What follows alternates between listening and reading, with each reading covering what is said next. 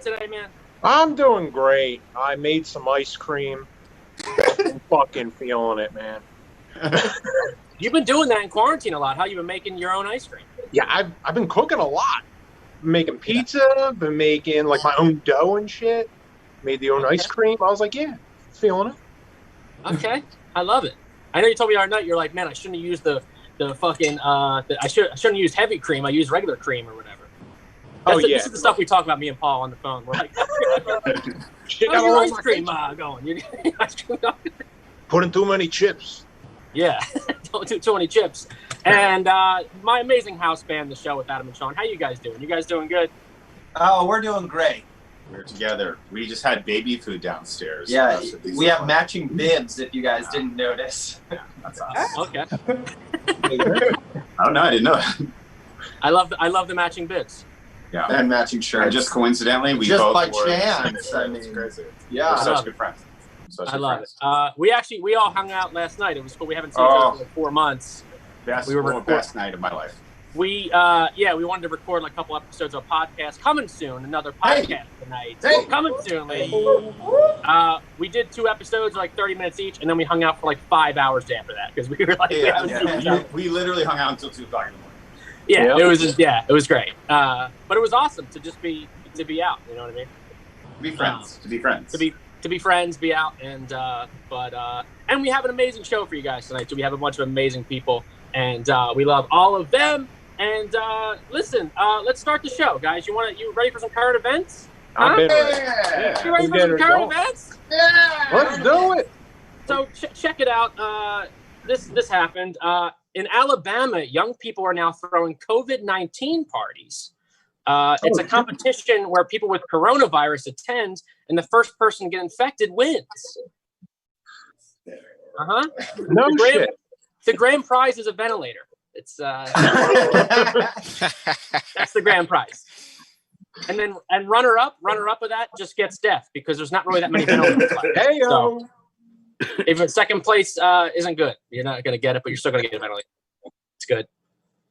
This also happened. A lottery winner in Jamaica went to go pick up his $95 million jackpot. $95 million. And he was dressed up as Darth Vader because he wanted to keep his identity a secret. Joke's on him, though, because we all know he's your father. Got him.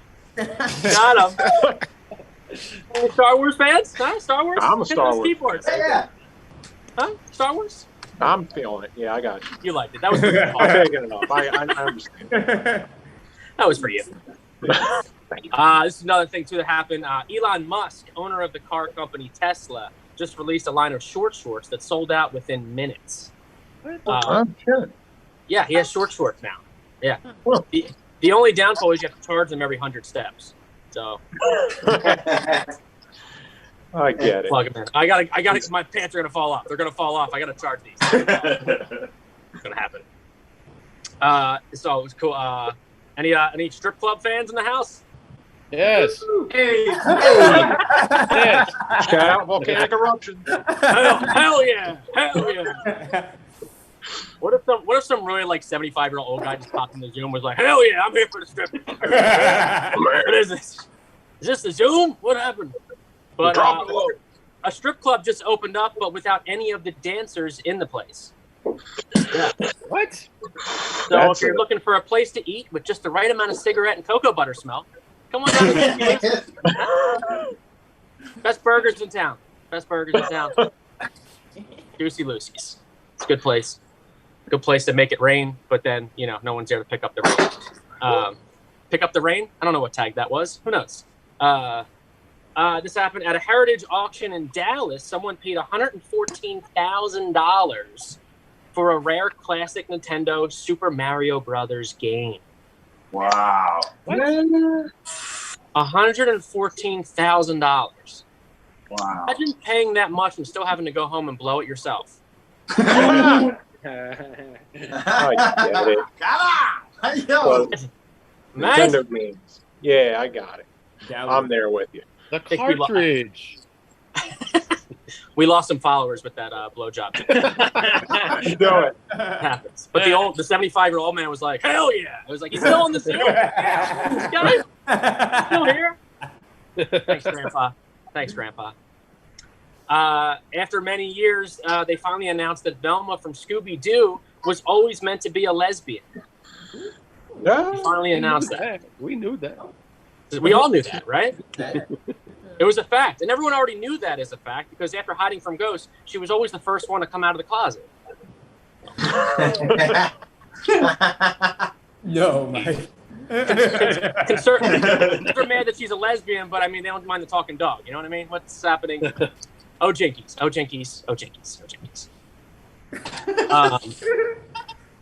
That joke crushed when I told it to Kazim last week. And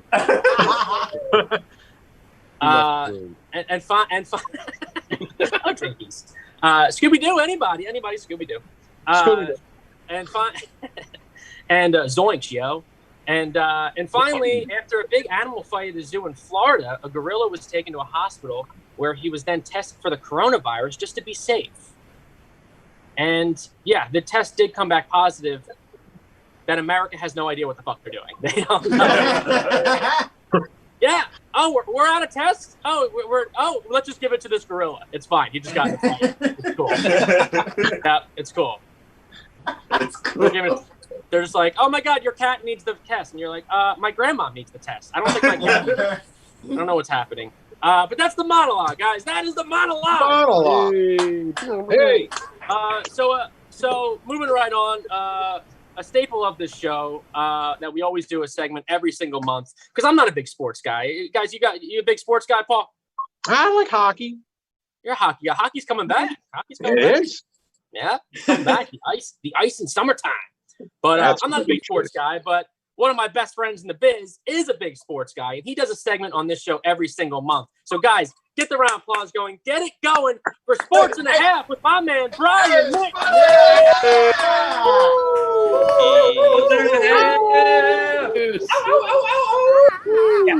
Yes, that's the kind of energy I'm looking for. Okay, some of you have not been here before. You have not seen this segment before. The key to this segment is don't think, okay? This is about sports, and you have feelings about sports. And so if you have a feeling about anything I say, I want to hear it. If you love it, I want to hear you go, yeah! If you hate it, I want to hear you go, boo! If you pretend something about the Bengals, you can just yell out, hoo day, hoo day, hoo day, whatever you want. As long as you don't think and you feel you're doing it right. All right, so Sports and a Half. The NFL is considering playing several games with no fans. Although there are teams that object. They say the Chargers have an unfair advantage. They never have any fans.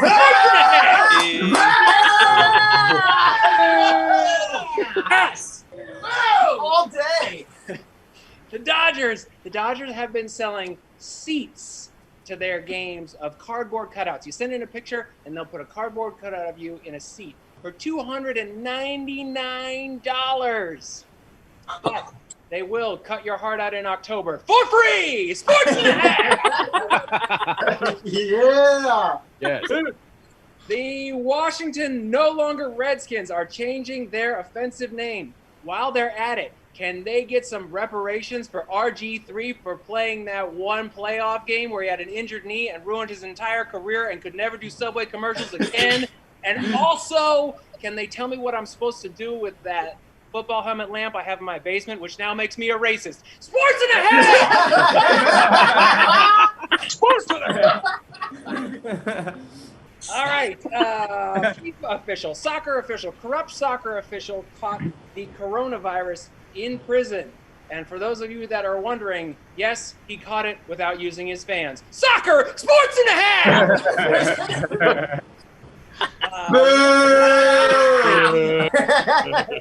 I liked it. Johnson, owner of the Jets.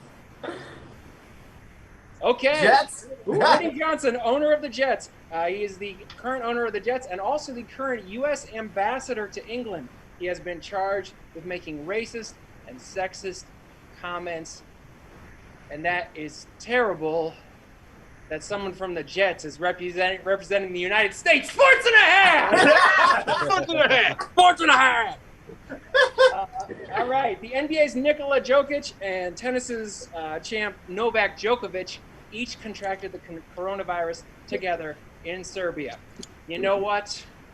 I refuse to make a Jokic Djokovic. Sports and a half!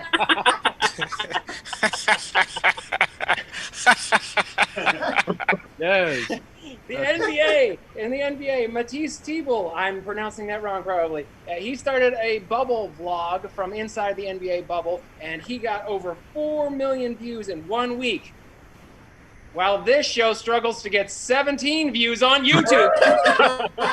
Hey, boo! Sports and a half! Boo! Right. Just to wrap it out, okay? During this whole quarantine, Netflix has been like the substitute for sports, right? You're like, oh, you watch Ozark? Yeah, I watch it. Man, Wendy and Marty sure had a great end of the season. Do you like the Baltimore team? Yeah, duh. Obviously, I like The Wire. Come on. What are the people who aren't even fans? I hate it. But you know what? I'm so glad that we have sports back. Thursday, baseball starts. Sunday, basketball starts. America starts. Maybe never, but at least we're going to be distracted! Yeah! Sports and a half! Sports and a half! God, I can't wait till 17 people see that. I cannot wait. My I'm favorite gonna sports send and a it- half ever. That was my That favorite was one. a good sports and a half. That was a was good solid. sports and a half, man. Great. Now, I don't know if you guys know, this show has been around for about almost over a year now. And we moved to Loft Ensemble back in October, but Brian has done Sports and a Half every single month, and it's always amazing. And so give it up for Brian McDaniel, ladies and gentlemen. Hey. And please tell all your friends so we can get 34 views. I think if we double it, we can really get those Djokovic's out. You know what I mean? We can get them out. I didn't mention this at the top, but this is a free show for the 17 people watching. But if you want to donate to at Loft Ensemble, they're an amazing theater company that is our home every single month before quarantine, and they just have a space filled with amazing people and artists. And that's what's special about this show today is that we have a bunch of Loft members, and we want to support them. We want to support Black artists during the movement of Black Lives Matter. And the very first special guest that we have tonight is a Loft member, and she's about to drop a new project out this week called Airbnb.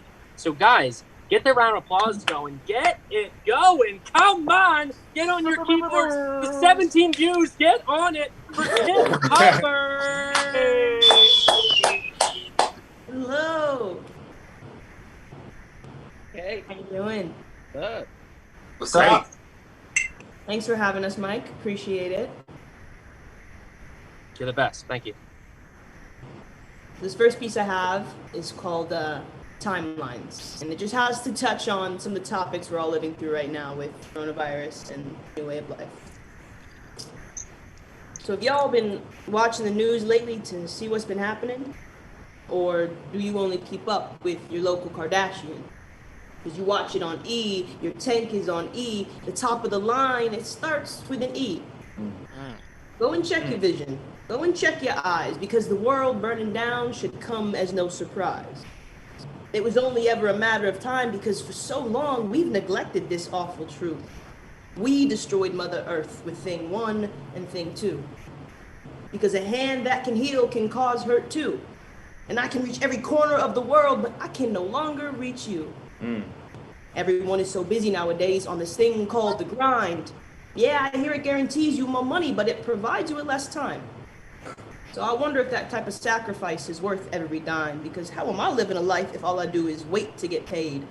Yeah, I got a job that pays more, but it still ain't a living wage. And face value is no longer what it used to be, because I now value the time when you're facing me. And face times are of no real value to me, because I'm now faced with the time you have left with me. And you're not living in the moment if you're looking for the moment, to find the right time online so you can post it. Are you using your voice to inform your people? Because your voice is your greatest tool. That shit is lethal. Are you using your platform to share love and light? Because out of sight, out of mind does not mean it's all fine. And nowadays, people get so obsessed with how they make their life look. No one cares if they're the writer of their own book. They're spending more time online checking who's checking who. You're checking in and then checking out. Well, I'm checking out you. But are you checking in with you? Stop trying to copy what other people do, because it doesn't matter how they move. Their path may be right, but it's not your truth.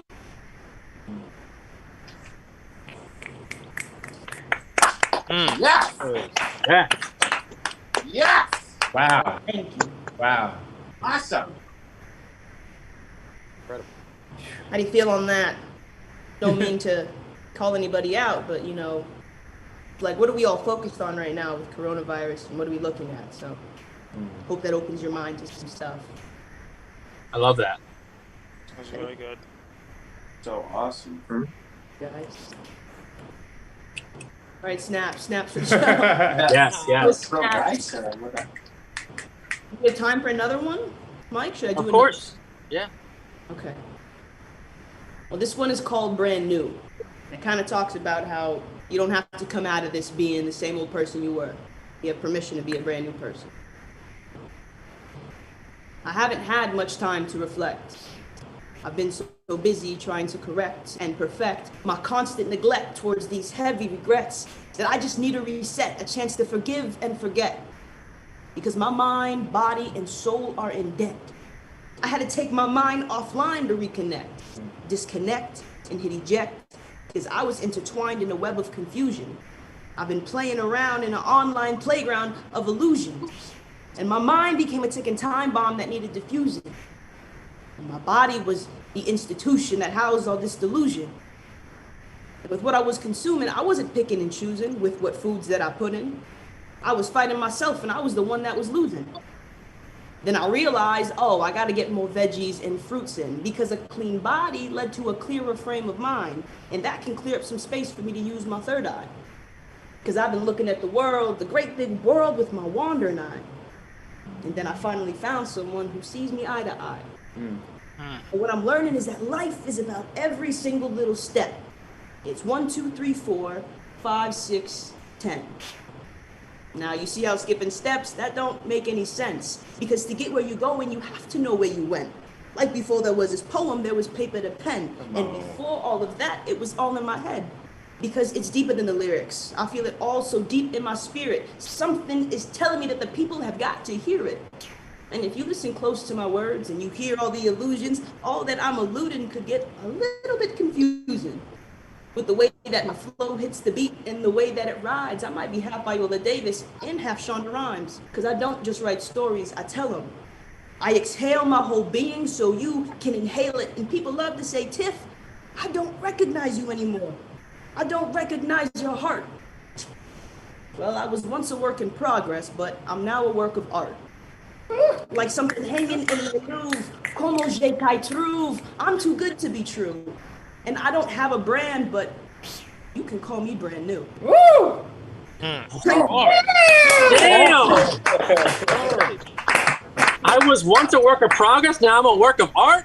Get it? Oh my God! Yeah, that was deep. That was good. That was really good. Ladies and gentlemen, Tiff Hubbard. If anybody is going to get this show to 1,000 views, it's when we share that.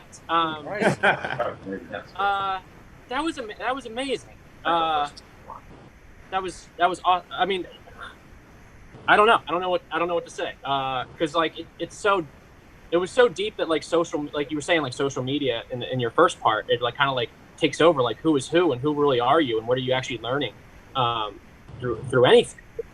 And spoken word is so like, it's so scary, especially to like comedians. So like, I think I did a show one time where I bombed the entire time and nobody laughed at all, and I was like, oh, I was just talking, you know what I mean? Like, I don't know, like, Right. just like that was just that, you know. But like, I don't. What's your process in just writing and coming up with a spoken word piece? You know, it just because it's so deep and you're rhyming with it too. It's just like, you know, how do you do what you do? I think for most of the pieces I write, I write them as sort of personal mantras to myself because I say them to myself. You know, I write them in a rhyme scheme so it's easier for me to remember. Thank you. Yeah. And just I think I write them for myself. I teach myself that lesson before I have to practice what I preach. So I write it so that I can live it, and then I can go tell people this is what I believe. And if you take it, you take it. You know. Yeah. I love that. So so where what was like what were you like as a kid, and like what was the big dream of it all? Did you always want to do spoken word? Like where are you originally from and stuff? I don't really know anything about you. We just met. So I'm originally from Hawaii. I grew up in a military family, and I wanted to be a doctor. And then I took science class, realized this isn't what's for me. Uh-huh. And yeah, chemistry sucked. Chemistry was hard. Like I was good at math. Math was easy, but chemistry was like, what? Yeah. Uh-huh. But I started out in theater and acting, and then moving out to Los Angeles about 5 years ago, I realized, oh, I kind of like poetry, and I kind of like performing it and incorporating it with acting. And so only the last year or so has my spoken word really been my big focus. So it's something I'm still learning. I'm still new to it. Wow. You've only been doing spoken word for a year? About a year, yeah. Wow. Hey. No shit. So I guess you were really heavy into acting, because I guess like it comes from like kind of like just your monologues and kind of being able to be true to yourself and that too. So did you go to where did you go to school for acting and stuff? Did you go to American Academy? Yes, I did. With the there other you go. That lost ensemble default. I love it. It breeds out some great talent, I tell you. Yeah. Well, I love that you're a member of Loft too. And I can't believe I haven't met you. I mean, I've only been around Loft for I guess maybe about a year now. Well, I've been going to see like Adam and Sean the past couple of years, but I've really just been like kind of like heavy into Loft the past year. And acting too. I wanted to talk about. I've seen your one piece, When Doves Cry. If anyone wants to check that out, this isn't a spoiler, but I just want to say to you, like, God damn it, Terrence, and you'll know what I'm talking about when that happens. But what was that? It was such a cool concept. Can you tell us about When Doves Cry? That project you did? So that was written by a student who I went to school with maybe about a year ago, and the concept is it's based off of Prince's song When Doves Cry, and it's a sci-fi dystopian future where, I mean, it's not too dystopian. It sets place in a world where someone's ruling the country terribly and has taken away our rights to some very basic things. And it's real life, damn it. Life, God, life imitates art, and it's frustrating because you make these things like, this has never happened. This is why I act. And then you go home and you're like, he's still the president. So yeah, very real world relation. Yeah. But that's what was cool about it was the one thing that you sneak a Prince album and a record player into it, and you're like, they took away music, which was like, what would fucking happen if they really did take away music from us? Like, it would, I don't know, like, what would your go-to be? Like, what music do you love? Like, you know, who would you sneak in? Would you sneak in Prince? I would sneak in Prince and Whitney Houston. Love it. Absolutely, that'd be the top two. If I had just two to grab, it'd be those ones. Yeah.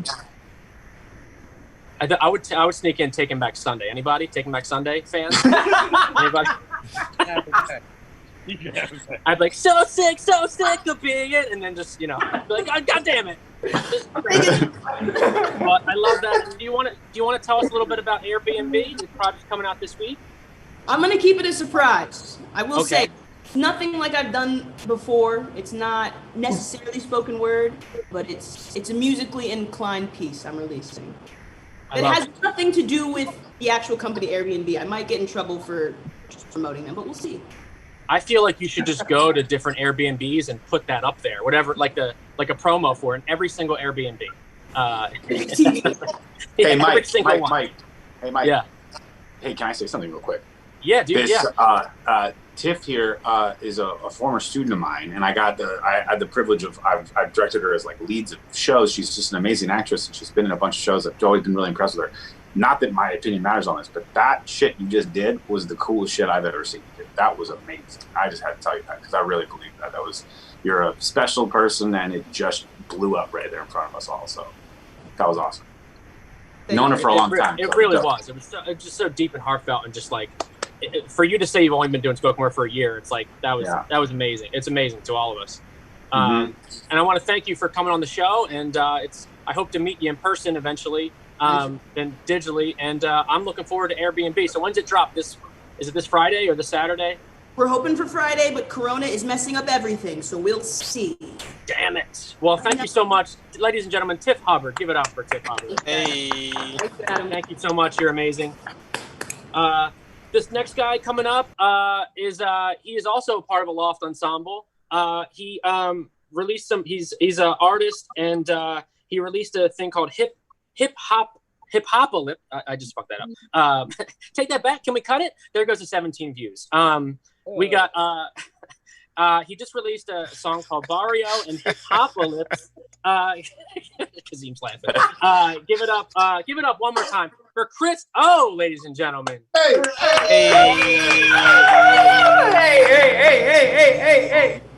Woo. What's going on, y'all? Quarantine life. Yes. This is crazy. Oh man. So just so you know, Mike, it is Hip Hop-a-lips now. Hip Hop-a-lips now. Okay, gotcha. Hip-Hop-a-lips now. Gotcha. But that's an old album, so I ain't even tripping. No, it's all good though, man. Thank you for having me on the show. I'm blessed to be here. Thank you. I never thought I'd be doing this kind of thing. It's a little weird for me, and I keep trying not to look at myself, but like, how can you just like right there? It's weird. Dude, the whole time I was doing the monologue, I was looking at myself, and it didn't go that good. So you can imagine what I.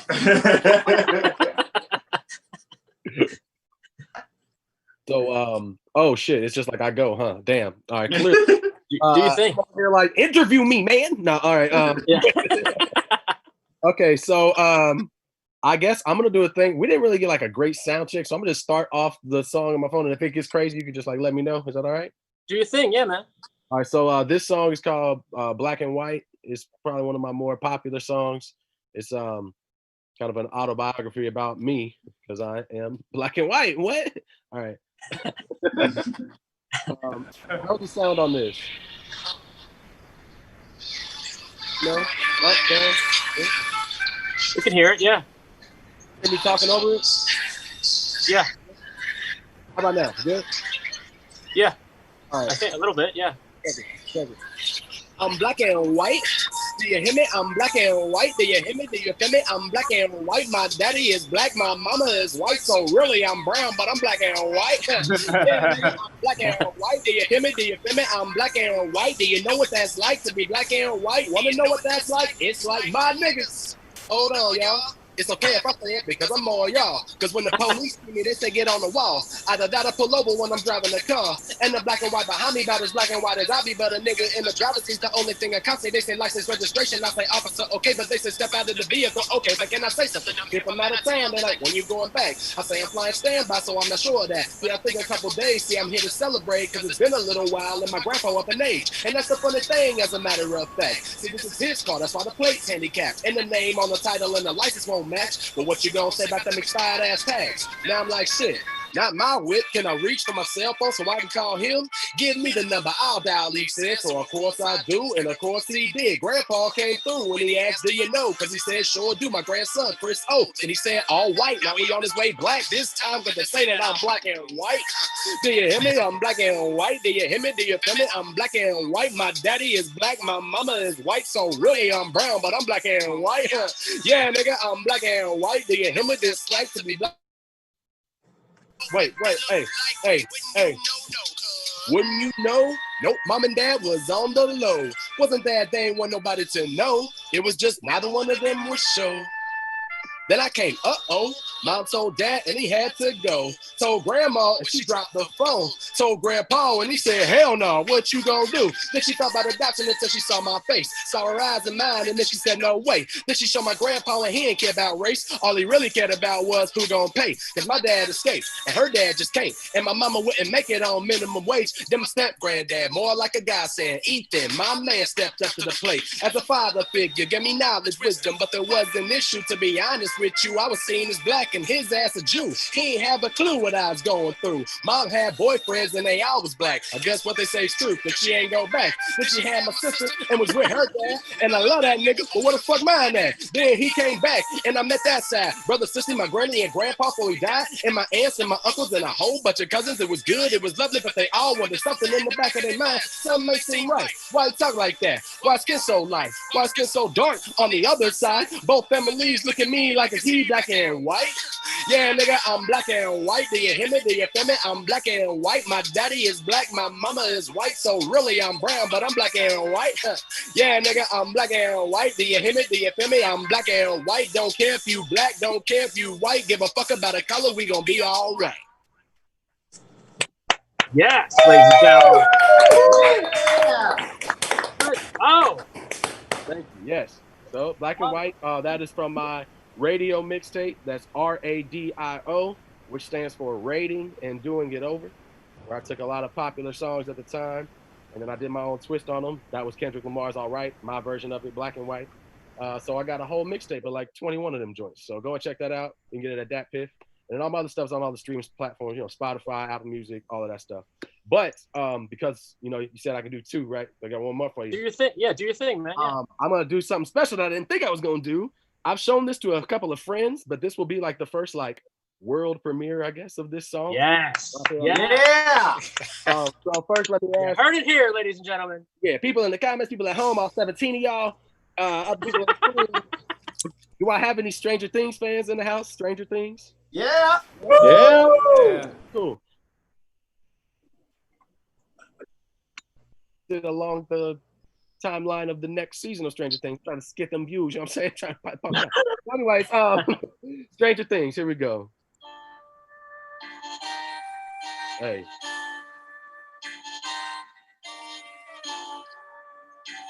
Stranger Things. These little niggas just make believe, stay playing games like D&D. But your little bitch in the Stranger Things. I told that little bitch to come play with me, cause your nigga minor, I'm major league. I damn determined, just wait and see. I beat him like Jonathan did to Steve. He ended up like Justin be missing teeth. And your bitch was bad even before we met. She heard I was there in the alphabet.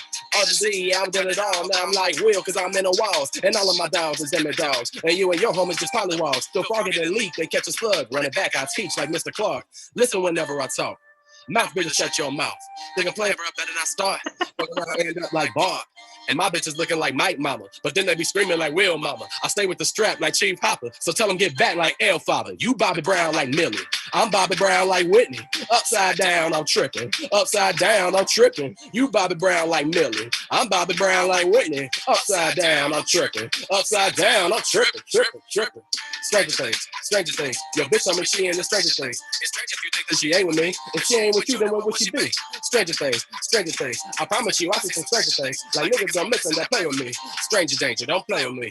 Stranger Things. You hear it whenever I talk. You feel it whenever I spit. You see it whenever I walk. Stranger Things. Upside down. Yep, Stranger Things. Upside down. What Stranger Things? Upside down. Stranger Things. Yes. Cool. Y'all know it's me, Chris O, spitting them Stranger Things. Off the head like nosebleeds. I'll go ahead, y'all gon' see. Hair raising like wheels, man. Feel me coming like B sweat. Hot as fuck, need an ice bath. On the other side, I'm in my pants. Upside down, now back to it. Yo, ex dead like Bob Newton. Bagging bitches like Billy, nigga. Once I get them, they wish you didn't. And the difference like Indiana. I'm from Ohio, that's Cincinnati. And a little later, I'm a 90s baby, but I've been ready since the fucking 80s. Listen whenever I talk.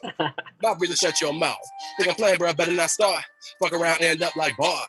And my bitch is looking like Mike Mama. But then they be screaming like Will Mama. I stay with the strap like Chief Hopper. So tell them get back like L Father. You Bobby Brown like Millie. I'm Bobby Brown like Whitney. Upside down, I'm tripping. Upside down, I'm tripping. You Bobby Brown like Millie. I'm Bobby Brown like Whitney. Upside down, I'm tripping. Upside down, I'm tripping. Stranger Things. Yo, bitch, I'm she in the Stranger Things. It's strange if you think that she ain't with me. If she ain't with you, then where would she be? Stranger Things. I promise you, I see some Stranger Things. Like niggas gon' listen that play with me. Stranger danger, don't play with me. Stranger Things. You hear it whenever I talk. You feel it whenever I spit. You see it whenever I walk. Stranger Things. Upside down, yep, Stranger Things. Upside down, what Stranger Things? Upside down, back like C2, bitch. Don't act like I'm new to this. Y'all don't get it, I do this. I'm that nigga, no Lucas. Yeah, I'm that nigga, no Lucas. Said I'm that nigga no Lucas. Yeah, no nigga no Lucas. Woo! I wasn't ready to do that, so I fucked up a little bit. But it's all Yeah. Woo! Man.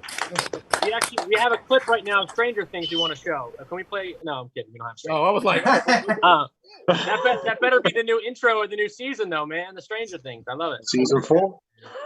Season 4. Season I love it. Yeah. Season 4. So how long have you been? So you're from Ohio. Cincinnati. So how long have you been doing music and stuff? I'm sorry I messed up. I wanted to. I messed up like hip hop. I can't hip hop. I'm like the guy from Big Daddy right now. I'm like hip hop anonymous. Yes. Hip hopolyps. Now, I love it. So that was one of your was that one of your first albums? Like how long have you been doing music? Yeah, that was my first studio album. I had 2 mixtapes before that. That was Hip Hop 101 and Funk You. And then I did the album that was like on all the platforms for sale, and I like did it in the studio and stuff. And that was Hip Hopolyps Now. And then love it. Okay. Other stuff, so yeah. That's the one I was listening to on Spotify with the oh my god that one song on there. Yeah, I was rocking out to that and Barrio. Barrio. Oh yeah, Barrio. That was a single that I released Cinco de Mayo last year. I feel like, especially since I've been in Los Angeles, I've gained quite a big like Latino fan base, and I didn't really have songs that was like shouting them out like that. And I was in the Barrio for real, so I was like, I need to do something to let them know that we cool. Yeah. You know? What is it? What is a barrio? It's a Spanish word for neighborhood. Oh, okay. Gotcha. But it basically means like the hood. But it's like the Gotcha. Spanish. Yeah. Oh, okay. Gotcha. I'm in the barrio. I love it. Right. So what was it like growing up in Ohio? What was the scene like for music? Did you do a lot of stuff in Chicago and stuff? Is that close to there? Nah, honestly, I mean, so I went to the School for Creative and Performing Arts in Cincinnati, Ohio. I was always in we got a lot of people that come out of there, you know. Shout out my SCPAers that come out there. There you go. Yeah, right. Yeah, but we have a lot of successful people from there. But I graduated high school and went straight to LA. So I didn't really like shop the scene and stuff. And it's funny because I didn't really start rapping until I was like, taking it seriously. I started when I was like 16, just with my friends. And then one of my friends who's now done a lot of stuff, he's got Grammys and stuff, he's great. He's started producing. I want you to get on this song. I want you to do this thing. When we were back in high school.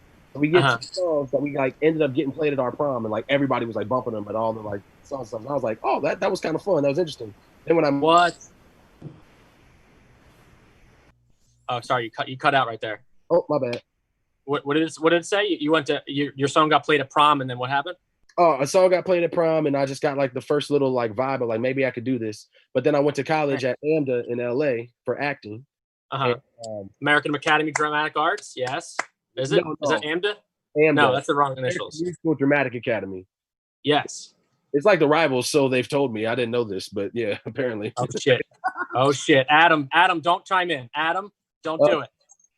No. But anyways, while I was in high school, and I guess I felt like I went to an acting conservatory that was, I guess, for people that really didn't go to performing arts high school. Like we got in the first semester, it was like, okay, guys, this is Stella Adler. I was like, yo, for real? This is like so old. Like, so I like read because I was like, I know all this shit. Like we've been doing this since high school. But yeah, that kind of like to further challenge me, got me into rapping again. Because I was always like, you know, hanging out with my friends and rapping and stuff. They was like, you need to do this for real. So one day, my girlfriend at the time, I borrowed her computer and got a mic somehow. And in the closet, I recorded this mixtape. It had like 18, 20 songs on it. And then I just dropped them. I like burned them one by one off the CD and dropped them all around the school on a Friday, like in the cafe and different classrooms, just dropping them everywhere on the floor. And then when we had the parties that night, everybody was playing my shit at like the weekend. So that was, I need to take this seriously. And that's when I started actually starting to do that. I've done that with my stand-up sets. I just leave CDs around, but then no one shows up to my parties. I'm like, what the fuck just happened? That was a bad joke. Thanks, guys. But dude, that's incredible. That you did that, and like, what was the feeling like it playing in high? You had to get laid at prom. You know what I mean? Like that was like oh my god, we're playing your song. You know, like that's a huge boost for you to even like be like, dude, I can do this in my life. This is a future for me. You know, like you said. Yeah, I think honestly, I felt it more in college than I did at high school. Because high school was like, I mean, this is gonna sound cocky as hell, but like I was in like a more popular crew, like or whatever. So like if we knew that wanted to get the DJ playing and stuff, like we could get our shit played. So that was just kind of like, oh, like everybody liked it. But in college, I dropped it with no intentions whatsoever. Just a couple of my friends was like, you should do this. And then I went to a party totally like it wasn't even on campus, somebody else's party, and they were playing my shit. It was like, yo, you heard this dude? And I was like, that is like, you know, I love that. It was different. That's when the mind changed. I was like, okay, I'm gonna get this little acting degree, but like, let's not sleep on this rap game because like apparently I got something there. You know? Yeah. Well, I love that you kind of like a lot of like times you were like trying to it was like cracking jokes in your raps and stuff too. And I seen that you're a Flappers guy too. You've done shows at Flappers and stuff. Yeah, I've done. I mean, I've done the LA thing. You know, I'm like comedy, rapping, acting. It's like whatever gets me the stage time. I want the stage time. Right. I mean, no, I want the rent check. That's what I want. I want to make sure my staples are taken care of. Now, do you think you would incorporate some like comedic raps into it too? Like, for sure. Yeah, I just picked 2 of them. I got funny raps. I do raps at stand-up sometimes. I incorporate it all. Even Adam directed a show that I was in, and I started like dancing and rapping and stuff with that. Like I was like, okay, you know. But what show was that? Was that at Loft?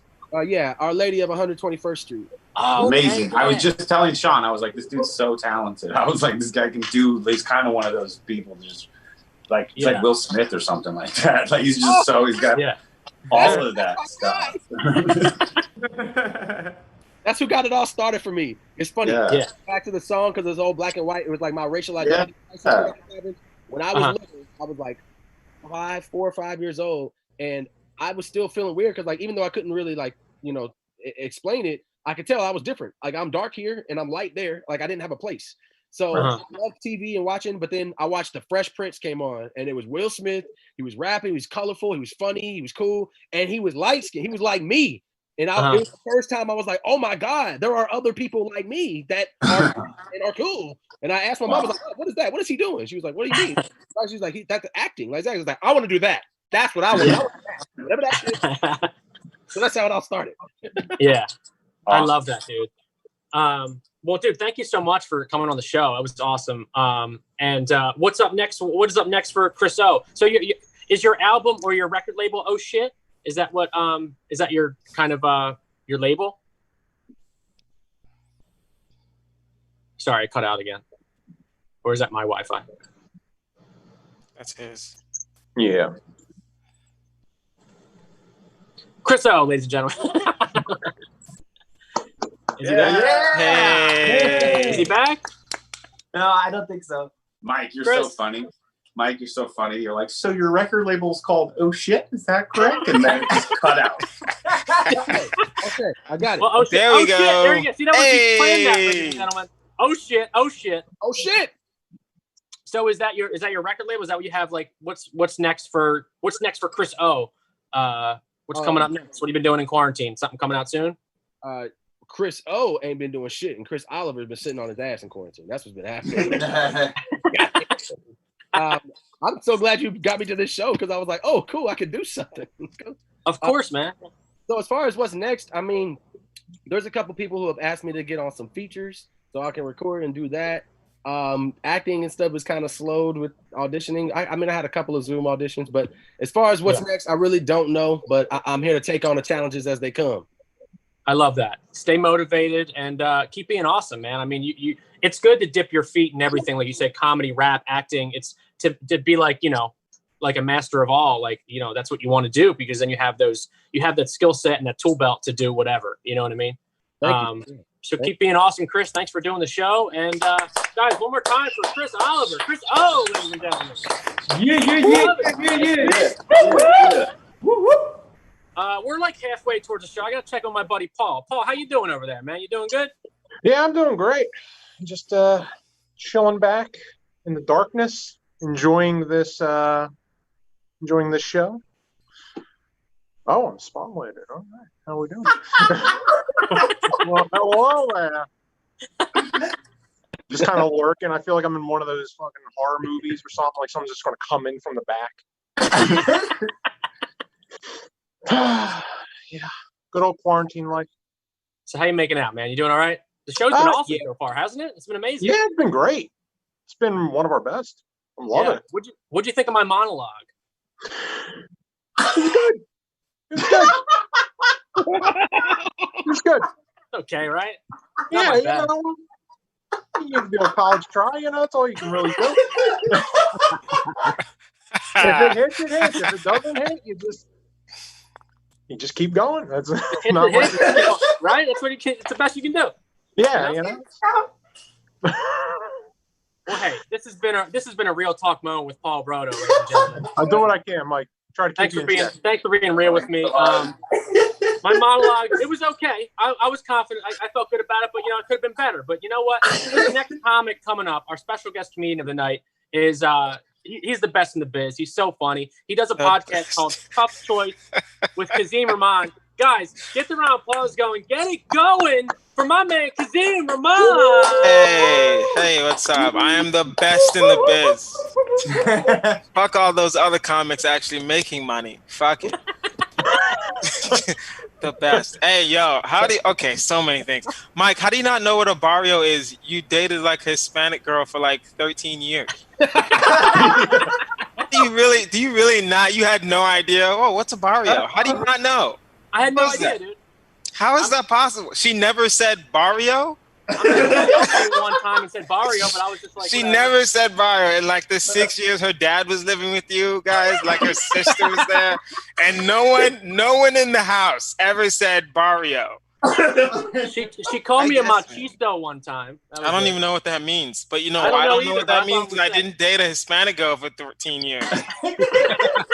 I'm not supposed to know what that means. So weird.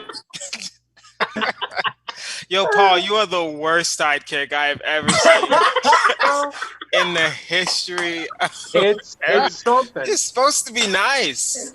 That is the worst. How's my monologue? Oh, it wasn't that great. You gave it the old college try. Give it a shot. Oh my God. Oh my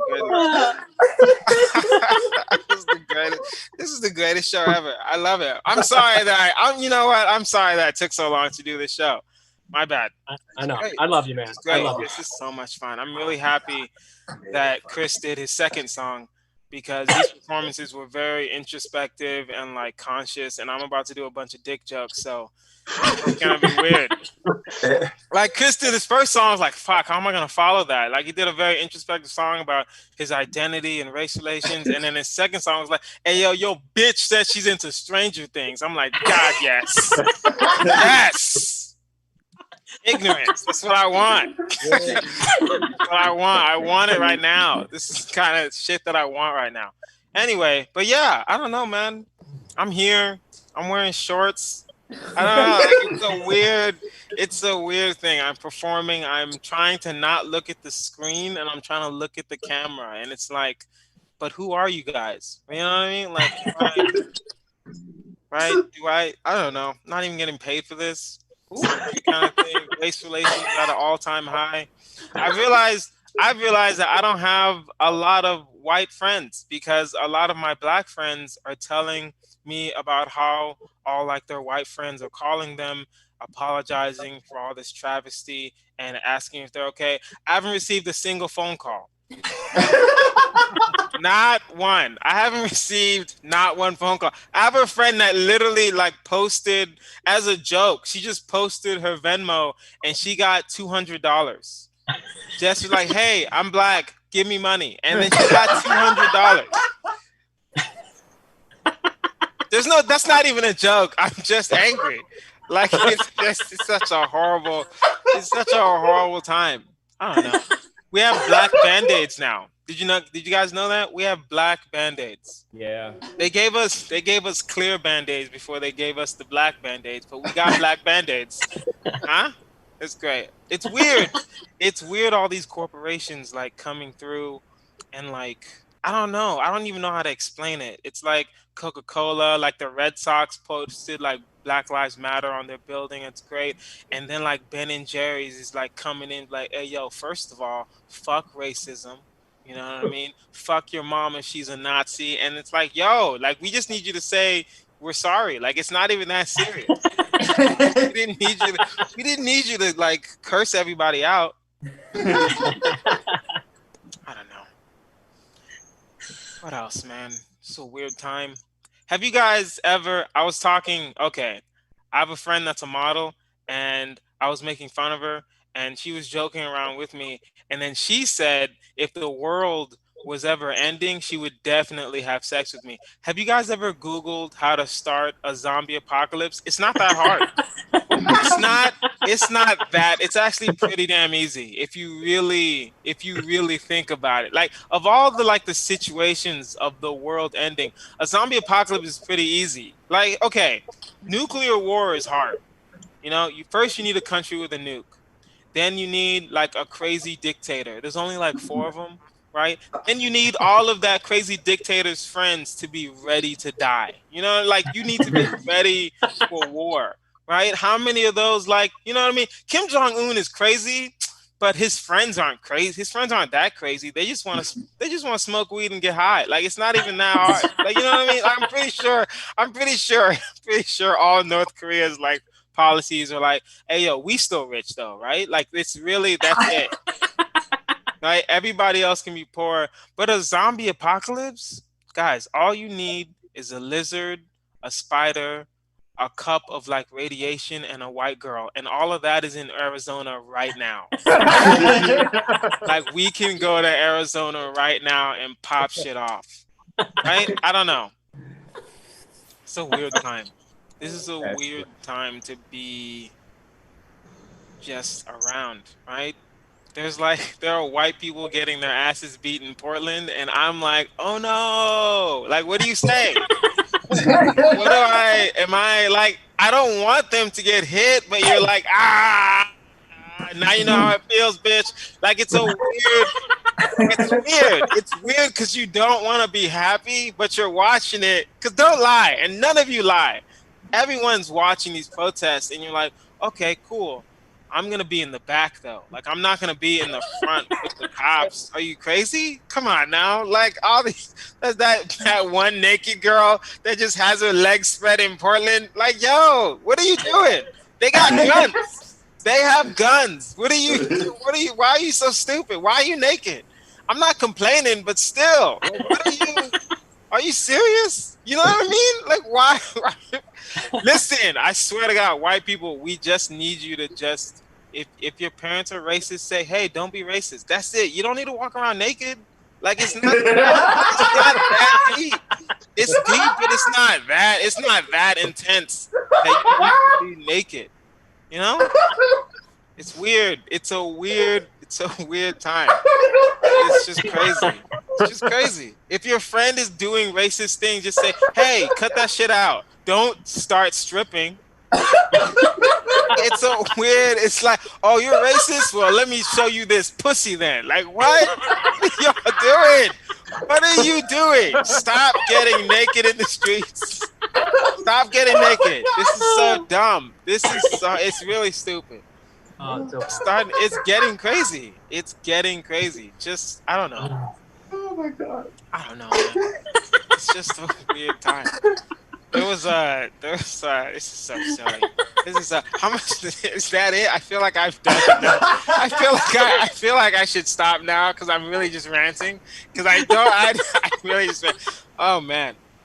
Oh man. It's so weird. It's so weird. This is such a weird time to be alive.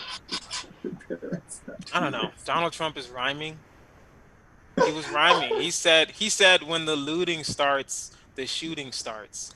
Then 2 hours later, he was like, his arms are sweaty, knees weak, palms are heavy, his arm on his sweater already, mom's spaghetti. Right? And then 2 hours after that, he was like, man, fuck the police coming straight from the underground. That was stupid. I'll never say that joke again. I didn't even rap. You know the weird part? If you're like a hip hop head, you would notice that I rapped Lose Yourself so incorrectly that it wasn't even. See, even Chris was like, here's the thing. I knew Chris's head was like, wait, what? That's not how you say it. My bad, yo. Listen, I wrote that this morning. I don't know, man. It's a weird time.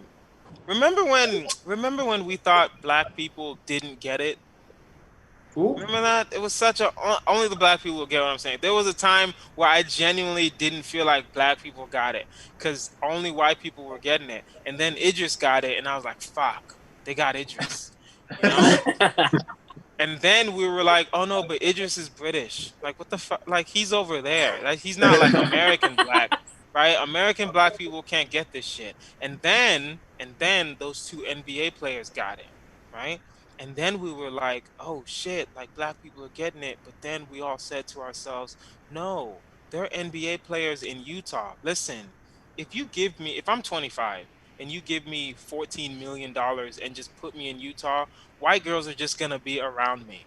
You know what I mean? Like it's just gonna happen. Black people were still undefeated, and now like only black people. It feels like only like black and Hispanic people are getting it, and it's weird. There was no punchline to that. I'm just saying things at this point. Mike, cut me off.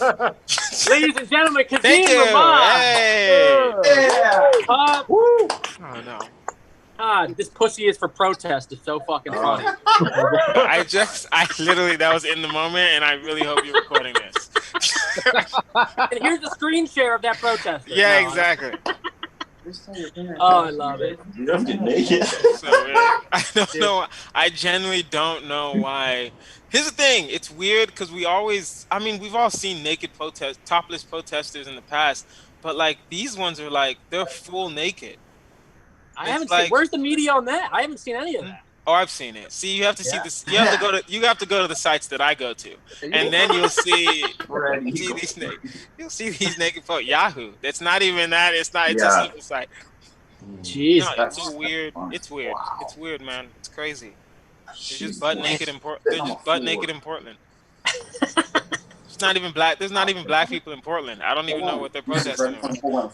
Yeah, I love that. Yeah. Well, thanks for doing the show finally, man. I've been trying to get you on the show for months now. My bad, man. I've been working on this. I'm working on this podcast. Tough choice, baby. Shameless, tough choice. Shameless promotion. I've been trying to get you on the show for like, I don't know, like since like the beginning of the year, I think it was. And then like when the quarantine happened, I was like, hey, we're bringing our show back to online on Zoom. You're like, I will never do a fucking Zoom show. I did say that. I said that to you multiple times. And now we're here. So guess what? Things change. Right? Everyone makes mistakes. Like it's not that serious. Thank you. I thought this was gonna be done in like April or May. Like I thought we'd be out and about, like celebrating. Now I'm thinking it's gonna be like October. I don't know. It's crazy times we're living in. Like we don't know like when, because we're on lockdown right now back in LA, but they're gonna like decide if we have to stay on lockdown and stuff. You know, it's just like I don't know. And you were about to be, that's what I'm thanking you to be on the show too. You were going to be in Houston, right? Houston, El Paso. Tonight. El Paso, okay. Yeah, I was supposed to drive to El Paso, and then people don't know how to sit their ass down somewhere. So now Texas is locked down. Well, thank you and you're originally from. That's why I said Houston. You're originally from Houston, so born and raised. So tell me. Fan. Yeah, so tell me about that. What was it like growing up in Houston? And Houston's good. It floods a lot, right? It's like I'm in LA. They don't know how to drive in rain, but I feel most comfortable driving in like flood water. Like it's not that hard to me whatsoever. Right? Yeah. I can judge I can literally look at a puddle and be like, okay, I know how deep that puddle is. Like it's not hard to figure out, just given like the area and what's around it. I can tell how deep a puddle is. Yeah, that's like growing up in Jersey. Like we're so used to driving in like a foot of snow. So like we knew like, okay, like I always drove a stick shift, so I knew how to like.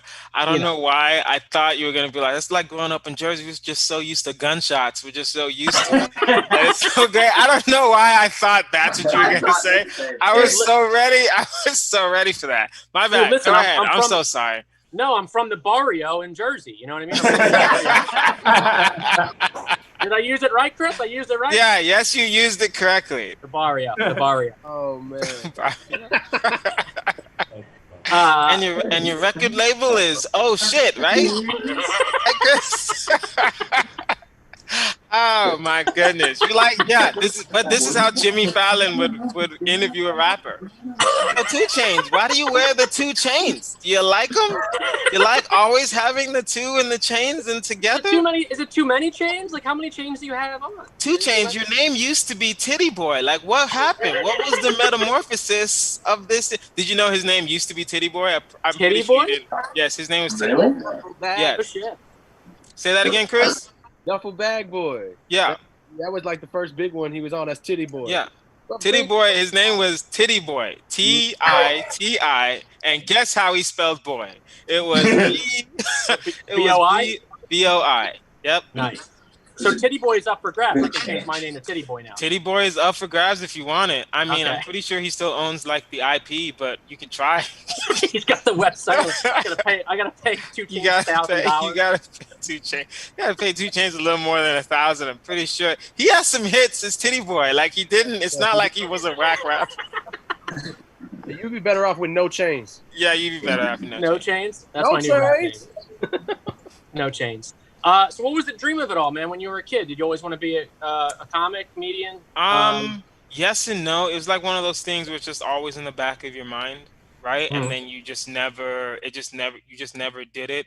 And then you go to college. You know how the story is. You go to college, you fail out, and then you figure out what your life is gonna be, right? And then I started comedy like 24, right? Moved out here right before Trump won, so that was like 27. Okay. I mean, and then I just hit the ground running. I hit the ground running when I started. I just went out in Houston. It's the scene is Houston is large, but the scene is pretty small, right? There's Gotcha. not a lot of there's a lot of comics, but there's not a lot of comics, which is good to an extent because there was only 2 clubs when I started in Houston. Now there's only like 1 club. Right, because the other one had to shut down, unfortunately. But do they have an improv there? Is there an improv? The Houston Improv. Yeah, the Houston Improv. It's as big. I don't know if you've ever done like Irvine or something like that. It's a little bit. It's around the same size. It's like a 500-seater. No shit. So a lot of those acts bring their own openers. So there's only so much opportunity in Houston, which was good for us because what we would do, it would there was really no hatred. It was really more like a friendly competition of who's going to be the most creative, right? And that's why it's great. Houston's just a great city to find your voice comedically, simply because everyone's trying to be different. So, we'd call people out. If you're doing the same thing that someone else is doing, most likely you get called out eventually. Right, so everyone's trying to be different. Everyone's trying to be funny. We're always writing something new. Everyone gets like 5 minutes at an open mic, and our open mic and the comedy scene is so unique because our open mics are basically shows. So real people are coming in there, and if you have a new joke, you'll know if it's funny on Monday. Like you don't have to ask to get on a show to test it in front of people. You'll know. Like you have 20 real people in front of you, sitting in front of you, and you have 5 minutes to tell a joke, right? So it's great. And then now I'm here.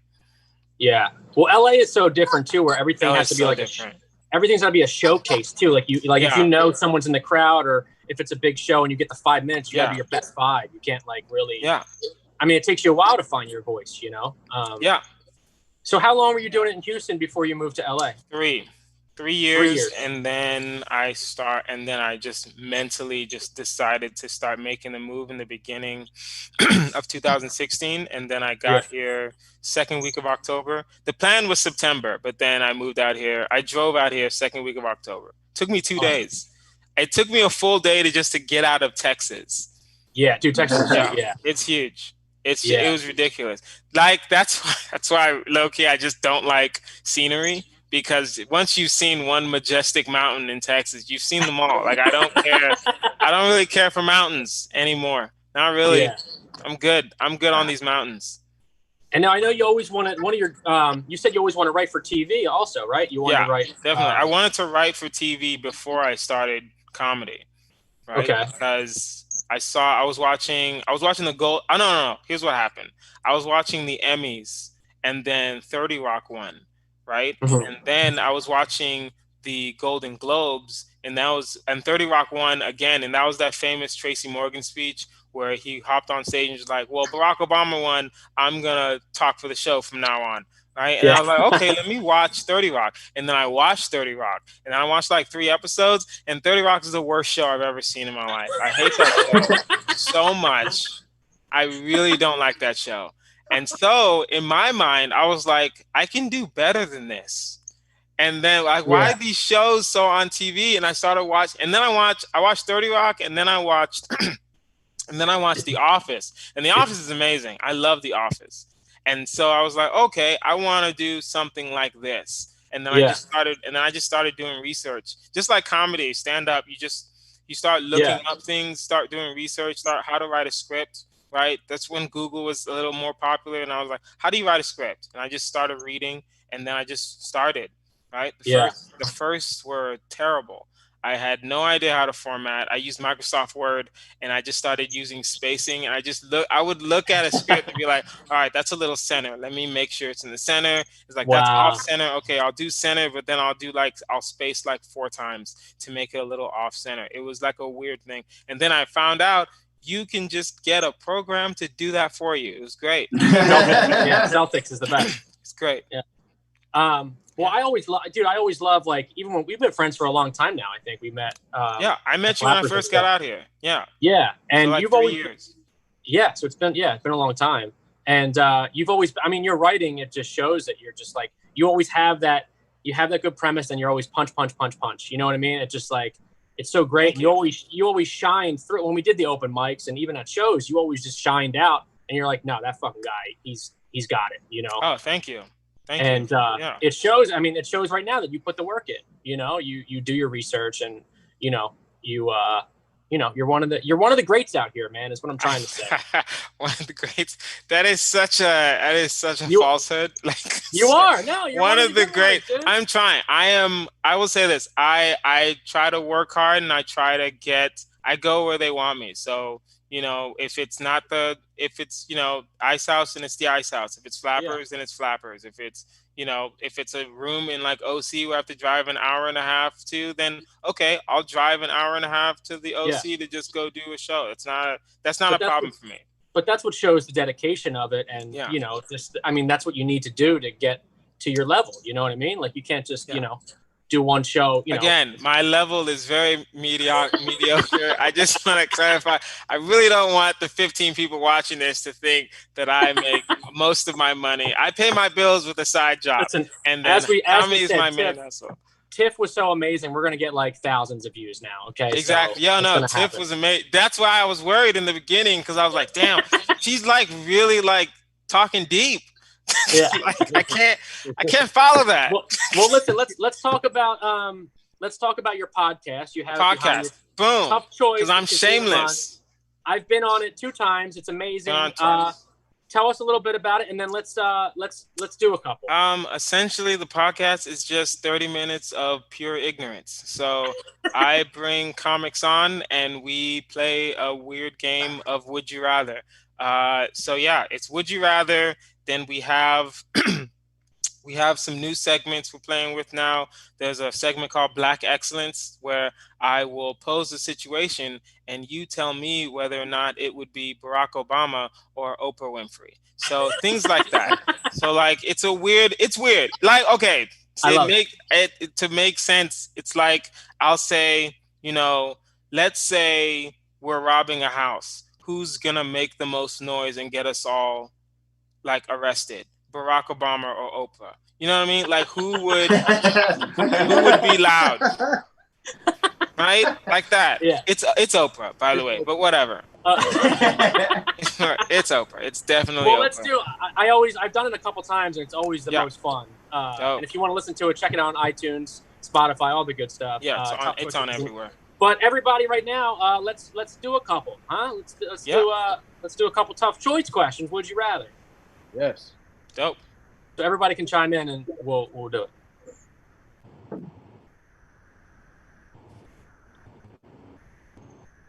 Are we waiting for something? Yes. I was waiting. I thought you were going to do it. Oh, I thought you wanted. I asked you if you wanted me to have questions, and you said, "Yeah, we're good." As in, like, I got it. Okay. This is why, and this is why you have the questions ready no matter what. Stay prepared, That's people, dedication, ladies and because gentlemen. Mike was not raised in a barrio. Okay, I have one. All right. Would you rather? This is pretty long, so you have to pay attention.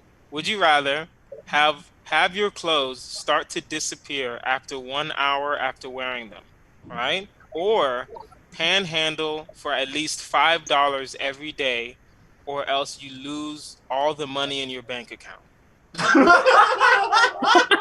The first one. The first one? What was the first one? The first one is your clothes after 1 hour of wearing your clothes. Well, They start to disappear. That's definitely a callback to my monologue with the Tesla joke. Because you have to charge the shorts. Didn't work the second time either. There you go. I would do the second one. Second one. Well, the I would question do is second one, dude. how confident are you that you can get $5? Real talk, $5 is a lot of money for a panhandler. That is now $5 is a lot of money. $5 every day. Every day. Every day $5, or you lose all the money in your bank account. Yeah, or I lose all. Now, what if I make like $20 one day? Does that make me good for 4 days? Then no. $5, at least $5 every day. How confident are you? You better have the funniest sign, bro. Like, I'm not that creative. Yeah, I gotta do the clothes. What? I go close. You think close? I think close just because it'd be too difficult to get $5 every day. That'd be so hard. That would be so hard. Like, where would you go? First, where would you go? If I could have weekends off, maybe. Probably. No, see, weekends would be the best day, though. Because more people are out on the weekends. It is true. Right? Yeah. Like, or just 2 days off a week. 2 days off a week? You're part-time. If you're no, I still do the clothes, though. And I would just layer. I would, honest to God, I would layer my clothes. I would wear multiple shirts, right? That's true. And then 2, I would just mentally know I got 45 minutes to do whatever I have to do outside. Yeah. And then I gotta get to my car, right? Because I'm about to be naked. That's true. But then if you're naked, you can protest, and you're good. When you're naked, you can protest in Portland. She was naked and all she had was a hoodie on. It was the weirdest. It was cold. She was naked. It was still cold. It was weird. All right, let's do one more. Okay. Would you rather become Amish or tattoo your social security number on your forehead? Amish for sure. I'm going Amish. I'm going Amish. Guys. They ain't gonna get shit. Okay, thank you. See, Chris and I are on the same page here. Listen, if you're Amish, you can't use the internet. Do you guys know how intense? And I know some of you are like, oh, we don't need the internet. Yes, the fuck you do. Be quiet. Don't be all like, oh, we don't need it. No, don't. Listen, you need it. You need it. You want to make your own butter? Yeah, right. Like they don't use no technology. They have horse-drawn. Okay, you get to ride a horse every day. Okay, fine. Good perk. You have to make your own clothes. You have to ride a horse. You have to make your own butter. They're all self-efficient. Like you're gonna be the greatest handyman ever in the history of the world. But then your social security number on your forehead, you're getting identity frauded every time. I ain't got nothing to take. That's fine. You gotta wear a hat. That's fine. Just wear a hat. You can wear a hat. Oh, you can wear a hat. The headband. Wear a headband. Have a headband, right? If I can wear a hat, it's gonna be weird. It's gonna be weird. But I'm with the headband. You want to be Amish? Honestly, I don't. At this point, honest God, I don't even care about the Social Security. I don't want to be Amish. Whatever the selection was, I just don't want to be Amish. It's so funny. Really, I don't. I can't do that. I ain't never seen no black Amish. Thank you. Because I don't think I don't want to say they're racist. I'm just gonna say I don't think they allow black people. I'm not gonna say Amish people are racist. I don't know for a fact, but I just personally, I don't think they maybe allow black people to be Amish. You get what I'm saying? I don't know. Amish, we would be bombish. You know what I'm saying? No, you may not, Chris. See, this is why you're rapping and not doing comedy. Don't ever try to. No, not like that. That was not a diss. Calm down. He's a way better rapper though. Like, come on. He's a good rapper. He's like amazing. But don't try to make us laugh, Chris. No. No, Chris. Really, real talk. Like, Mike, tell me. Like, give me everyone's like Instagram. Yes, and guys, make sure give it up one more time for Kazim Rahman, the best in the biz. Check him out, Tough Foods Podcast, and thanks, guys. I love you, man. Thanks for doing the show. Thanks for having me. You're the best. Thank you. Great. Thanks. I'm glad you broke your Zoom thing and wanted to come through. I did. I will never do a fucking Zoom show. All right, cool. Listen, it's weird. I have a show I'm doing like a secret show in Orange County like on Friday, and I kind of want to cancel because I don't want to die. So I'd rather do a Zoom show. Well, guys, Kazim Rahman, give it up one more time. Give it up. Thanks, guys. Next artist coming up right now. He's a favorite at Loft Ensemble. I love this guy so much. He's incredible. He's the best in the biz. Guys, get the round of applause going. Get it going for my man Lavelle Stacy. What's up? Hey, y'all. So you know how when you're in a relationship, right? And it was going good, and then you kind of leave that honeymoon phase, and it's like it kind of goes a little sour. Now, before y'all get any ideas, I'm not talking about my relationship because we is good, okay?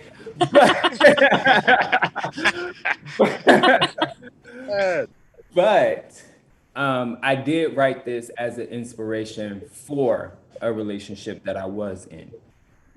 And sometimes you get to the point where you're tired of fighting, you're tired of crying, you're tired of talking. And so you decide to let your tears talk for you a little bit, you know? And playing from Lavel's phone. We're gonna play it from my phone. Here we go.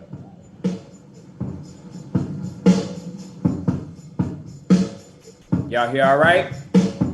Yeah. Okay.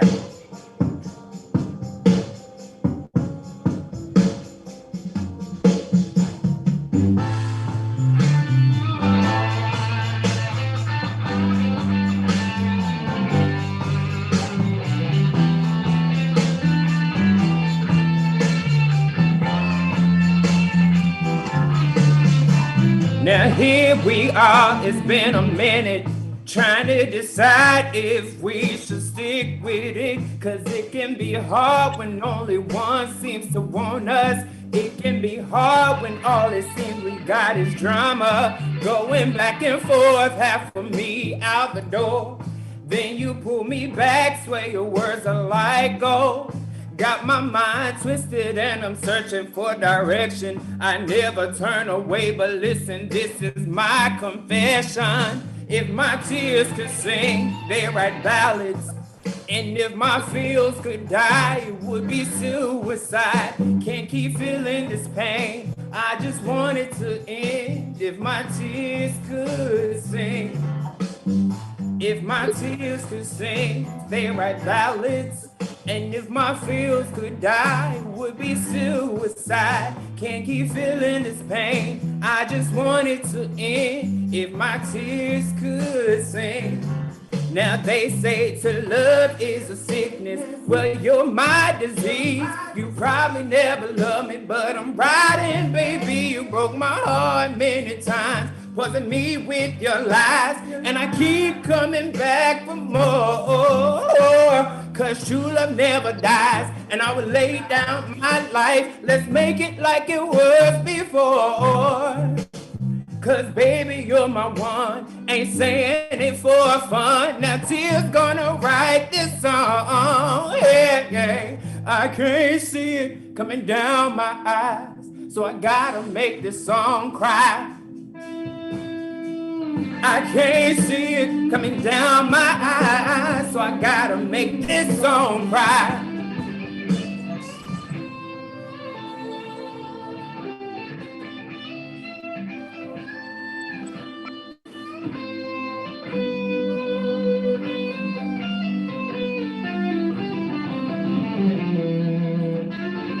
if my tears could sing.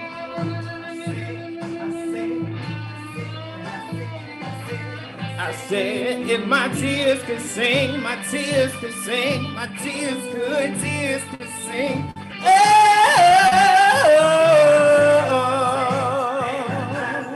yeah.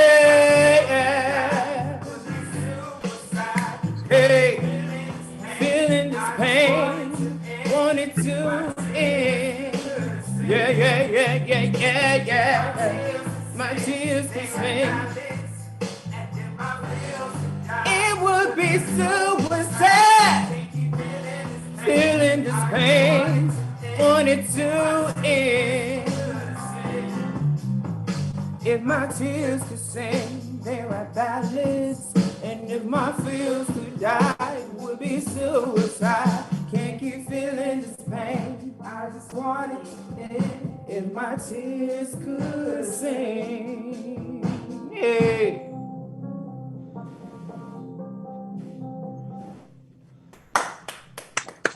All right. Yeah. And so, you get over it and you start working on yourself, you know, and you start growing and you start learning and you like, you know what? All that bullshit you about, I'm not about no more. You know, bring you up in here too. But you start saying like whatever tactics they use, you know, the text messages you up, you know, the gifts, the whatever, you know, whatever their roses is, you know, because a rose, it is the one thing that both represents I'm sorry and I love you. And so people kind of take that easy road and like, I'm gonna give you some roses. I'm sorry. You can save it because we don't believe it no more. It's his rose.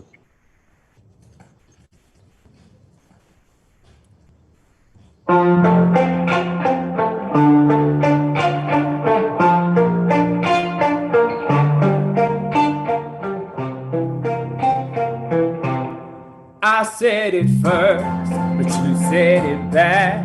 I meant it most, and you ain't mean it at all.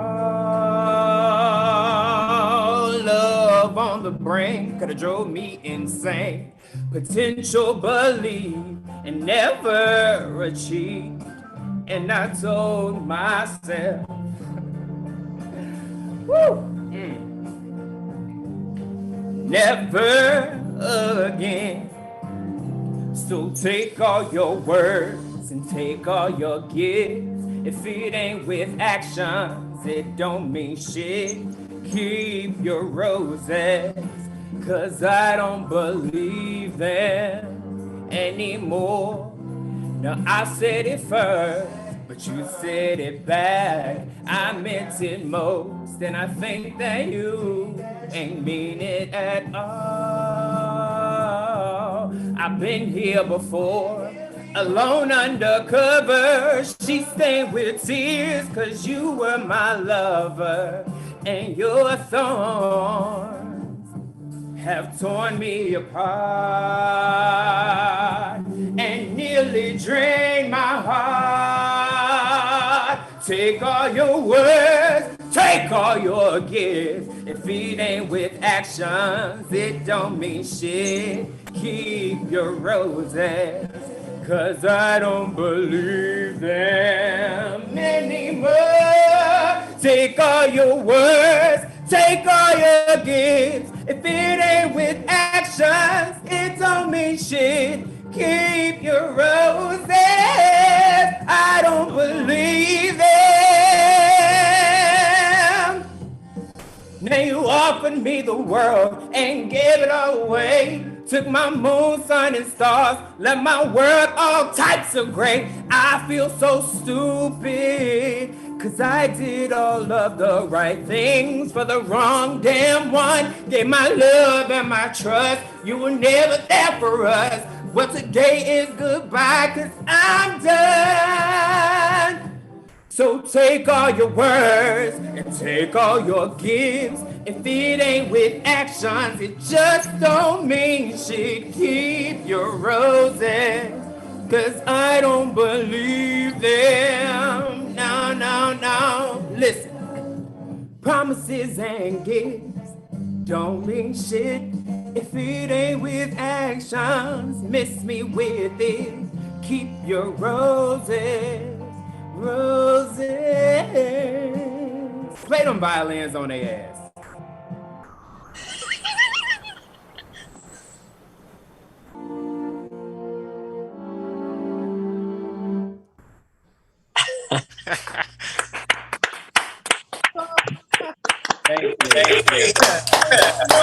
Thank you.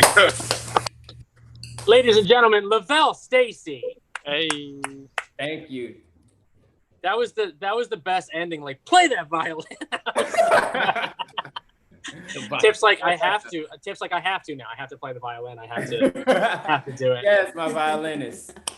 I love it. That means, I mean, how has your relationship been? I know he's probably in the background right now. Like, how has it been during quarantine? But I feel that, I mean, that song is it's so deep, and it just means like really your actions need to speak louder than your words if you're giving someone anything. You know, you can't just powder people up with gifts and stuff. I mean, I used to send my ex and her barrio. I used to give her roses all the time. and she would say, keep your roses in Spanish. And I would just get her more roses because I didn't know what she said. But I mean, do you feel like past relationship? Because I mean, how long have you been in your relationship now? How long have you guys been together? So his name is Parker, or PJ, and we've been together since January. Okay, so that's new. That's kind of new even during quarantine and stuff. Fairly, but when you have no option but to either get to know each other or get lost, or just end it. Like you see, we chose to get to know each other, obviously. Yeah, exactly. Yeah, and so I would say we're very, very strong. Very. It's honestly, and not to like get too sappy, but it's kind of indescribable. So that's all I got. I love that. And now, I mean, it comes like even like in your music, it comes with, I guess it comes with experience and experiencing that type of kind of just, being in a bad relationship and kind of making yourself stronger in that to find someone that is indescribable, right? Well, the one who inspired that song, it actually, I won't say it was 3.5 years before I actually got them out of my system. Wow. And so in that 3.5 years, I did a lot of self-work. And that's kind of my whole, I mean, and I think that should be all of our like life goals or focus, to do the self-work and to grow and ask yourself, how can I be better? How can I see other perspectives? And, and so I really began to date myself and love me and figure out who I was and what I liked and what I didn't like. And, all of the things that I was told and taught I was and all the things that I actually was. You tell them, baby. Y'all hear screaming outside? I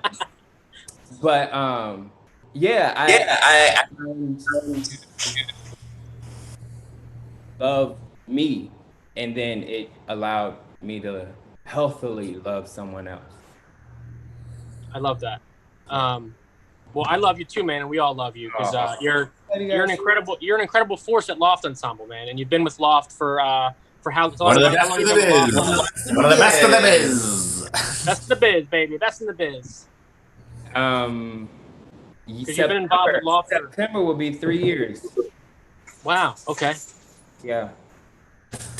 I love that, and I mean you've done it all too. Like, I mean, well, actually, let's talk about this. Like during quarantine and with everything happening in the world, like where do you find inspiration, like during all this, to kind of just have self-love and just love in your relationship? Like, can you give us advice on that?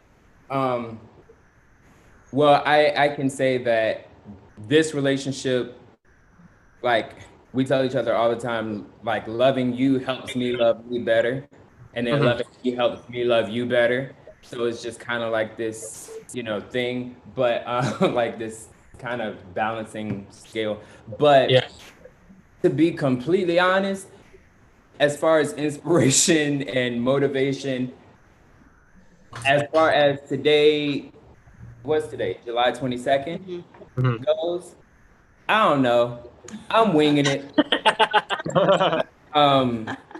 And yeah, I literally did not even know what songs I was going to sing until we were already in the breakout room to go. I love that. Like, because I was like, I don't even know what story to tell. I don't know. It takes so much energy just to like do the day, Yeah. So as far as creative things, I don't know. But I mean, all my focus on I love it. Because can you give us any advice? He's like, I don't know. Good luck. Good luck out there. Good luck, everybody. Well, the reason I asked that is because like I know you put so much. I mean, all of your music and your songs, you put so much emotion into that. So what I admire about that is just finding that creativity to even just put that in there. But I mean, I guess that is a good answer, to be like, you're in the moment. You have to live in the moment. And it's I appreciate that, because when I was a kid, and I would be sad or things would be, bogging me down, I would sit in the dark and just sing what I was feeling. And that's how my sound came, because I mean, soul, you sing soul from pain. So that was the only time I would sing, is when I was hurting. So. And now you grew up in Virginia, right? To tell everybody. Yeah, little not. I mean, it's its own, I guess, barrio in its way, but it's not.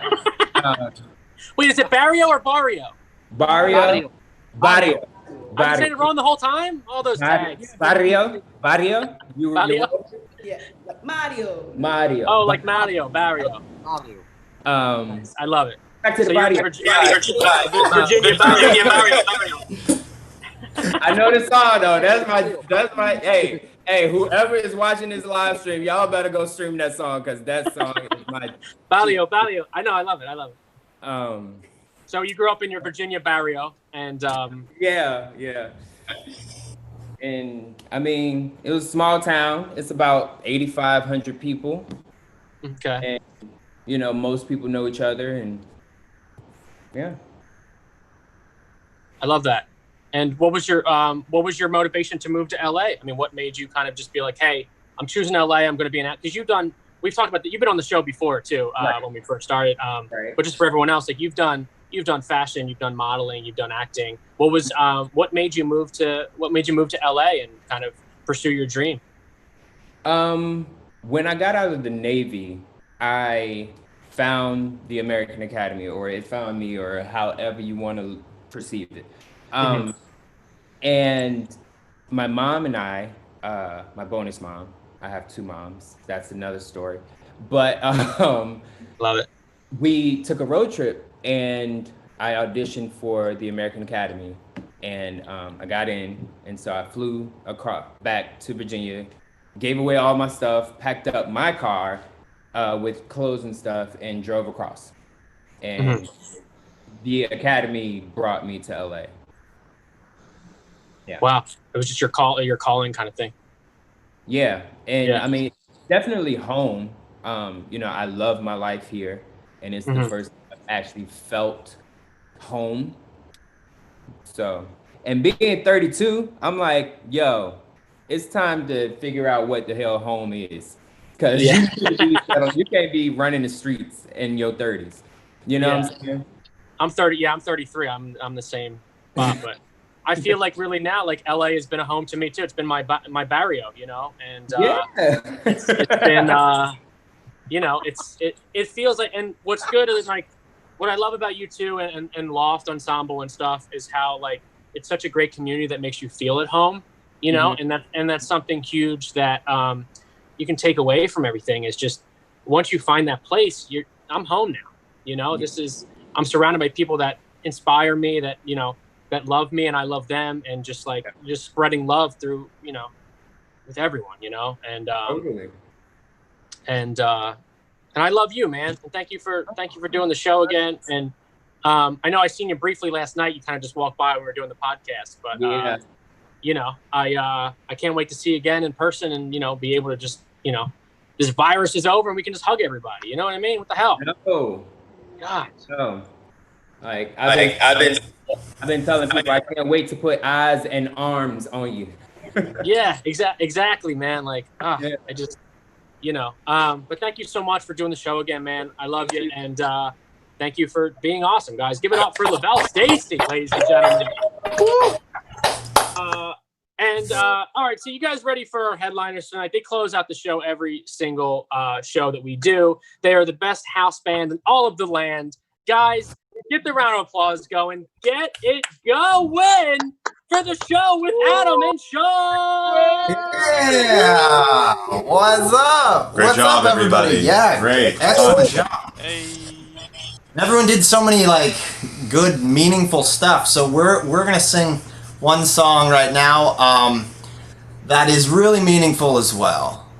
It's probably how many of you have felt over this time? Yeah, you've probably had this happen to you, and if this has never happened to you, then you know someone that this has happened to. I don't know how you're raw dogging reality right now. Yeah. If you haven't done this at this point. This is a love song.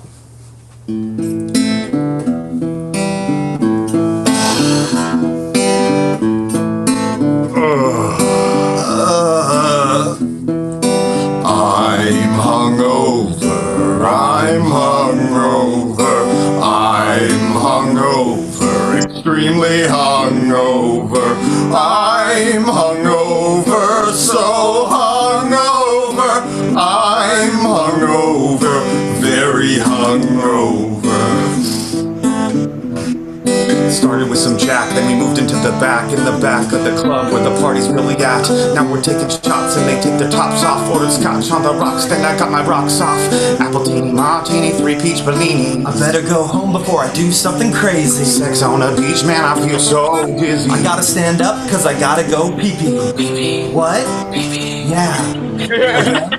Okay. I'm hungover, I'm hungover, I'm hungover, extremely hungover, I'm hungover, so hungover, I'm hungover, very hungover. On the floor by a bathroom door in the back of a house where I was the night before. Hit me like a brick and I started to feel sick. And I ran to the John where I puked a little bit. Appletini, 3 peach Bellini. It's worse coming out. Where are my car keys? Sex on a beach, man, I feel so dizzy. I checked my pants, I'd gone pee-pee. What? Yeah. Again? I know. I'm hungover, I'm hungover, I'm hungover, extremely hungover, I'm hungover, so hungover, I'm hungover, very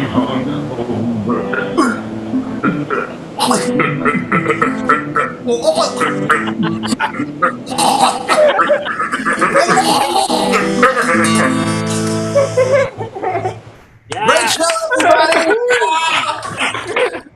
Yeah, you guys want to do one more? We hadn't planned on it. We can, but do one more. Yeah, do one more. What do you want, Mikey?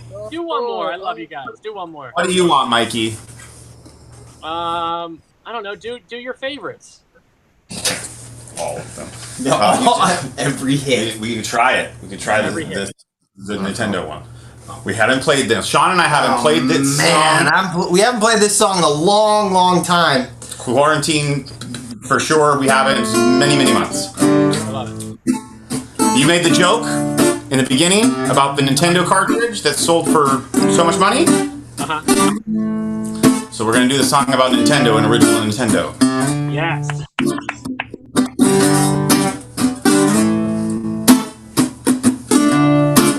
Let's take you back, original Nintendo. A Duck Hunt combo with a Super Mario. And you know how badly I want this to go, but the power won't work with all the tricks that you know. You tap it, blow it, even hit it twice. Friend tries to tell you, Hey man, you should play with that nice. shut up, you're stupid, you need to stop talking. This is my fucking Nintendo, man, now you can get to walking. Cause I know exactly what I'm going to do. Press the power and reset at the same time. Boom! Would you look at that? The greatest thing I've seen. And I'm playing games on my TV screen. Cause I'm playing Nintendo. I might lose a friend though over this combo, and then I'll play solo. If you're in my way, then you got to go.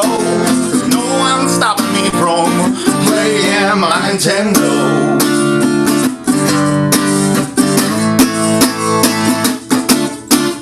Zelda was gold, cause it knew it was the shit. I love Double Dragon and the way that they kicked. You got to Mega Man, Mario 1, 2, and 3. A Battletoads and Tecmo Bowl and Final Fantasy. A Contra Castlevania, a Bobble Bobble. A Donkey Kong, a Dig Dug, Double Dribble. I love me some Rampage, it never ends. And Teenage Mutant Ninja Turtles with my friends. Cowabunga, cowabunga, said the cow. Abunga, cowabunga, said the cow. Abunga, cowabunga, said the cow. Abunga, cowabunga. Cause I'm playing Nintendo, I might lose a friend though. And over this combo, and then I'll play solo. If you're in my way, then you got to go. Cause no one's stopping me from playing my Nintendo.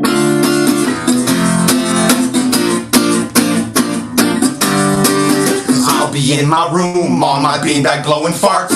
Up, down, left, right, B-A, select, start. Power glove, my mom bought me a power glove. What'd your mom get you?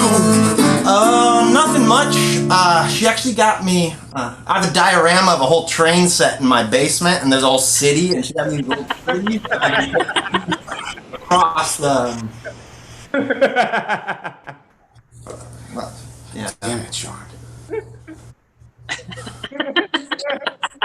I'm playing Nintendo, I might lose a friend though. And over this combo, and then I'll play solo. If you're in my way, then you got to go.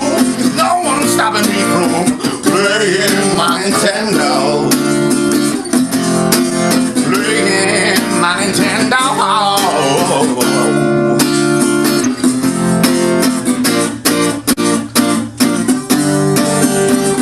I just ate a flower, and now I spit fire. I just ate a leaf, and now I'm a raccoon! Yes! Ladies and gentlemen, the show with Adam and Sean. The best house band in all of late nights. And that's our show, guys. Thank you so much for tuning in. Great job, everybody. All the performers that have been here. Give it up one more time for Brian McDaniel, Sports and a Half. Give it up for Tiff Hubbard. Give it up for Chris O. Dean Ramon. Bill Stacy. My partner in crime, Mr. Paul Brodo. The show with Adam and Sean. And of course, Loft Ensemble for having us. Once again, you can Venmo or anything at Loft Ensemble. Let me move that. Bam, at Loft Ensemble. And to make us all our technical director right now, Bree Pavey. Give it up for her. For running the show, ladies and gentlemen. Up in the booth. Up in the booth, baby. But thank you so much. We hope to see you guys next month. And please follow all these amazing people and support each other and love each other. And just spread love and happiness to everybody that you meet. But stay 6 feet away at least. You can hug and stuff, but, you know, stay safe out there. And we love you guys. And thank you so much. And have an amazing night. Thank you for hanging out. Bye, everybody.